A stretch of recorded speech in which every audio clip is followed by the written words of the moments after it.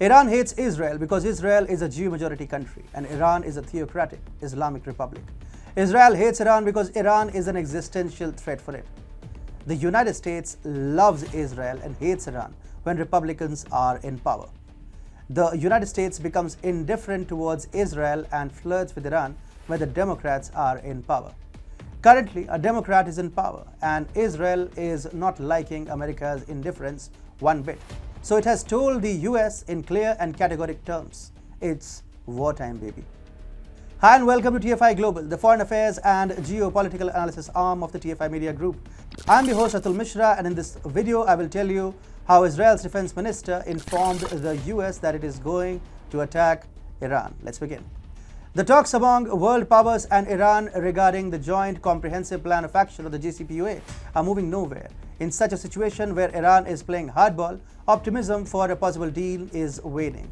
European countries are warning Tehran that time is running out and this might be the last chance. And in such a situation, Israel's defense minister, Benny Gantz, presented a detailed timeline of an attack on Iran to the US officials. Given the circumstances, the American officials did not voice their opposition to the proposed attack, which even had dates. This news becomes all the more important as the Biden administration was pressurizing Israel to stop its offensive against Iran. It was just ahead of the ongoing Vienna nuclear talks that the Biden administration pressurized Israel to stop the attacks on Iranian nuclear facilities as they sabotaged Biden's wish to restore the Iran nuclear deal, and that's exactly what Israel intended. But Israel continued with the onslaught on Iranian nuclear facilities, and now it is presenting the Biden administration a detailed plan of its next attack, as if to say, here's a plan, stop us if you can. Israel's defense minister Benny Gantz informed American authorities that he had set a deadline for the IDF to finish preparations for an attack against Iran. When Gantz gave the dates of the proposed attack plan on Thursday, the Americans did not object to the Israeli preparations. According to a senior diplomatic source, the next day, there was no veto, the source said. The IDF has stepped up preparations for an attack against its arch-enemy.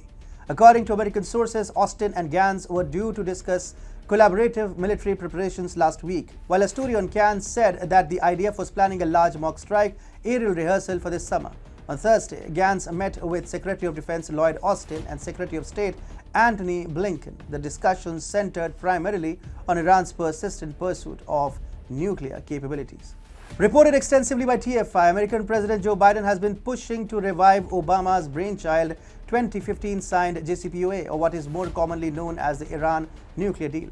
The Democrats' argument has been that Trump's maximum pressure policy against Iran has failed and that Biden's negotiations with Tehran would succeed. The Democrats somehow kept fooling themselves in the hope that Iran will honor its JCPOA obligations. Trump, on the other hand, understood that the Iranian government cannot be trusted and decided to unilaterally walk out of the JCPOA in May 2018. However, now with the change in guard in the USA, salivating at the prospect of a weak US leader, Iran has resumed the operation to enrich uranium to up to 20% purity to develop the nuclear bomb. Iran has resumed the operation to enrich uranium to up to 20% purity to develop nuclear bombs. History has taught us that even when the JCPOA was in force, Iran continued to develop its nuclear arsenal covertly. While the facts were in the open, the Democrats did not make amends to their Iran policy. The current talks in Vienna have brought out all the facts to the front, and now the Biden administration has no choice but to stand corrected and follow Israel's lead.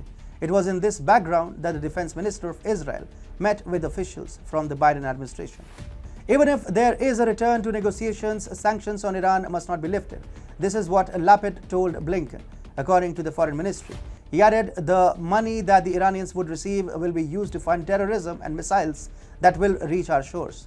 While Israel has been preparing to attack Iran for a while and has even allocated a budget for the same, the mute acceptance of Israel's intent by the Biden administration makes it clear that Biden has failed to overpower the USA's Middle Eastern ally and has been forced to follow the rules set by Israel.